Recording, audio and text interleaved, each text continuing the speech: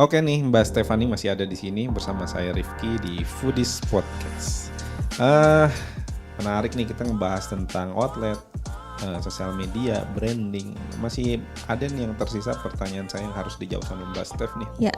Mbak Stefani, sekarang tuh zaman orang tuh pengen eksis ya di sosial media, apalagi cewek-cewek nih, dimanapun mereka itu selfie. Iya betul. Mereka tuh dimanapun selfie, termasuk di restoran-restoran. Ya, Nah, terutama malah ya. terutama malah. Dan di warung abnormal banyak yang nongkrong dan selfie ya. Ya. Ini tapi kalau boleh tahu nih, gimana ya cara mendesain outlet biar orang itu banyak yang selfie gitu ya. Apalagi kalau misalnya di warung abnormal. Karena memang sekarang itu selfie itu menjadi tren sekarang. Nah, itu gimana caranya Mas? Ya, oke.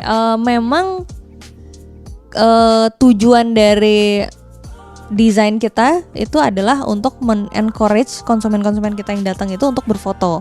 Karena kita tahu, dan ini kita masukin dalam strategi besar ya, jadi bukan hanya sekedar program periodik gitu, tapi memang pada saat kita mendesain outletnya itu kita pengen memastikan bahwa setiap dinding yang ada di abnormal itu harus bisa dijadiin latar foto, sekalipun itu musola, kemudian sekalipun itu kamar toilet, kemudian koridor, tangga, dimanapun lah mereka harus bisa menjadi latar foto gitu. Karena kita tahu sebetulnya konsumen itu kan memang suka berfoto ya, karena anak-anak milenial nih disebut dengan me generation gitu, jadi generation gue gitu.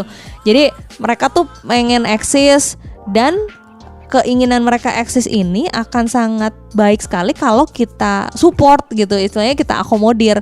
Karena kalau misalnya mereka pengen foto nih tapi nggak ada yang menarik gitu ya, mungkin akhirnya mereka jadi nggak berfoto juga gitu. Tapi lucu ya, ini ada sepedanya gitu misalnya, lucu nih kata-katanya nih kayaknya bisa bikin postingan gue banyak yang nge-likes gitu ya, atau nggak lihat quotes-nya dia jadi baper gitu ya.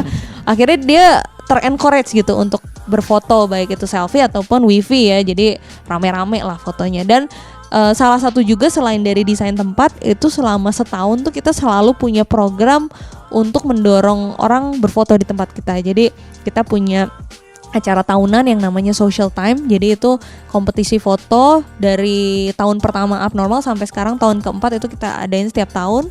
Ataupun yang hadiahnya HP ya Mbak ya? Ya, hadiahnya macam-macam, ada handphone segala macam. Dan selain yang acara tahunan pun kita banyak program-program yang periodik. Jadi misalnya kayak lagi lebaran gitu ya, jadi kita punya program khusus kompetisi foto yang temanya misalnya kumpul sama keluarga saat mudik segala macam. Jadi selain dari memang tempatnya terfasilitasi sebagai latar foto, juga kita banyak program untuk men-encourage mereka berfoto, karena ini adalah media yang betul-betul free ya. Kalau konsumen kita berfoto kemudian dia tag temen-temennya, dia punya 500 follower itu akan lihat abnormal gitu. Oke, menarik. Nah, ini ada tambahan nih dari saya Mbak Stef. Iya. Saya udah 2 tahun ini penggemar warung abnormal. Ada perbedaan dari desain yang saya perhatiin nih. Ya. Nah, kalau dulu nih banyak mainan nih Mbak Stef. Ya. Ada stako ya. Dulu itu hampir setiap meja main stako berisi gitu ya. Karena memang mungkin di konsep seperti itu. Tapi kalau yang saya perhatikan, nggak tahu memang beberapa outletnya beda-beda atau seperti apa, tapi sekarang permainan agak dikurangi apa seperti apa Mbak? Oke. Itu strategi desain atau bukan?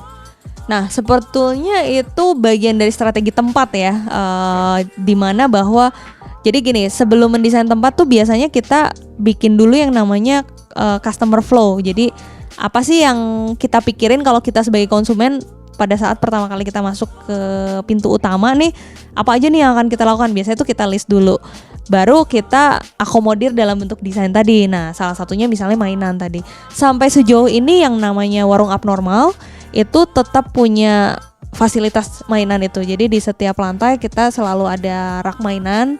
Jadi siapa aja bisa main, tetap ya Unas Tako, kemudian card game segala macam itu kita tetap akomodir sampai saat ini. Tapi mungkin yang Mas Rifki lihat, kita kan sekarang memang punya warung abnormal sama punya abnormal coffee roasters.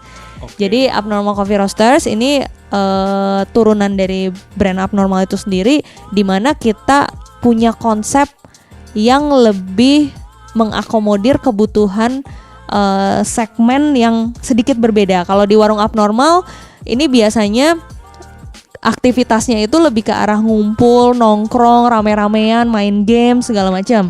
Tapi kalau Abnormal Coffee Roasters biasanya kita bangun di lokasi-lokasi yang dekat dengan aktivitas seperti kampus, kalau enggak perkantoran, sehingga aktivitasnya sedikit berbeda.